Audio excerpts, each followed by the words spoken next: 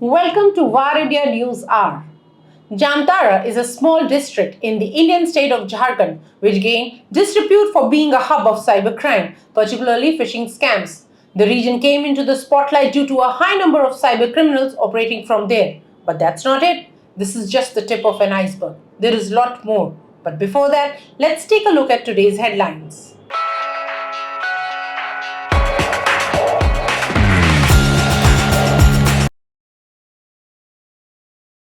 Use Vikalp for train booking this festive season. To ensure that the passengers get confirmed seats, the Indian Railways has incorporated artificial intelligence so that the passengers can book their tickets without any hassle.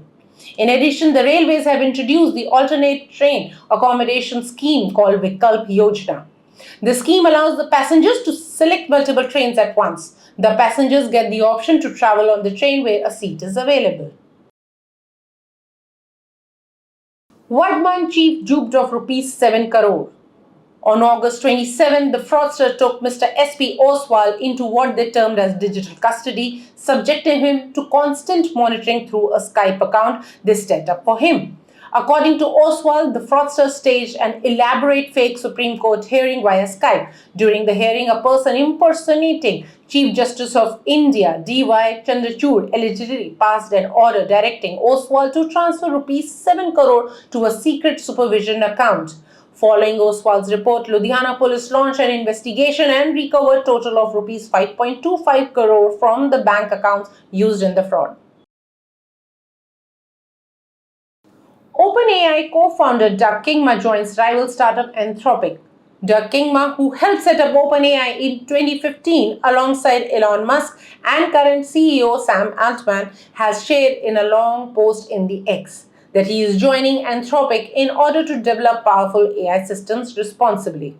This announcement comes just a week after OpenAI ditched its founding principles by completely overhauling its business structure to become a for-profit company.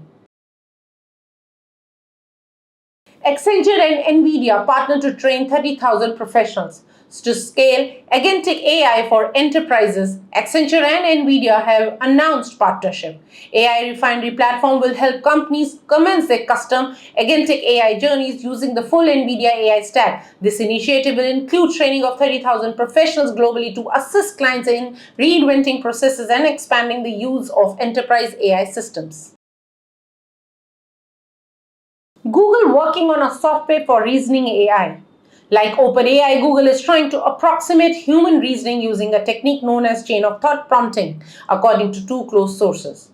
Though Google has declined to comment on the effort, speculations are making rounds. Google has taken various steps to regain its lead, including merging its premier research lab to form the Google DeepMind unit and fortifying relationships between researchers and product teams.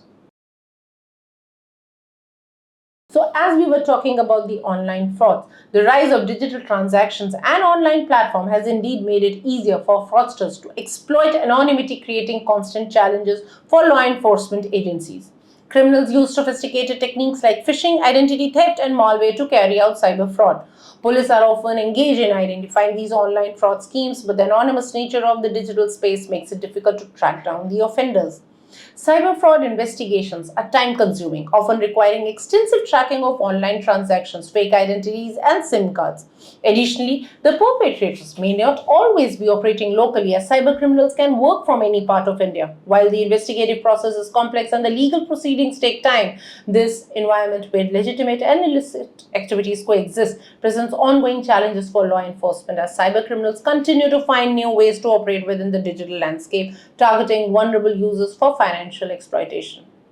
Data from the Union Home Ministry shows that Bharatpur district in Rajasthan has recorded the highest number of cybercrimes in India over the past 3 years. The regions of Mewat and Bharatpur have unfortunately become increasingly associated with cybercrime activities in the recent years. These regions often face economic challenges, making cybercrime a seemingly attractive and alternative for some individuals. With more people in villages gaining access to the internet and smartphones, cybercriminals are exploiting the lack of digital literacy and security awareness among these populations. The Mewat region, specifically encompassing parts of Rajasthan, Uttar Pradesh, and Haryana, has surpassed Jharkhand's Jamtara as the country's newest cybercrime hub. Cyber criminals in these areas are notorious for exploiting digital platforms, targeting victims through fraudulent activities, and making the region a focal point for such crimes.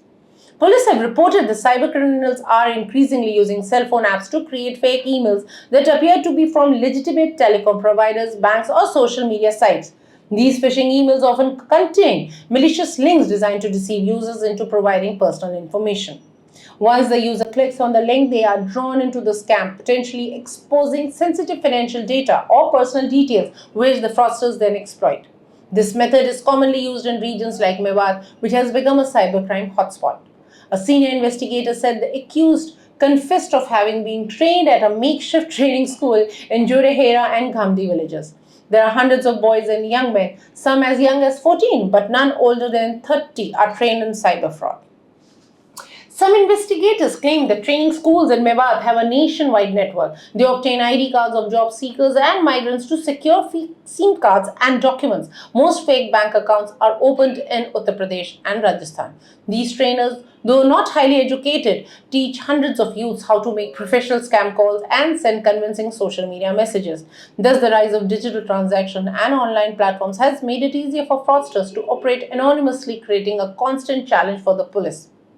Before we sign off, we request you to stay alert and stay safe. Please like, share, comment, and subscribe to War India News magazine. For more news and updates, you can download the War India app from Google Play Store and Apple App Store. Stay tuned. Thank you.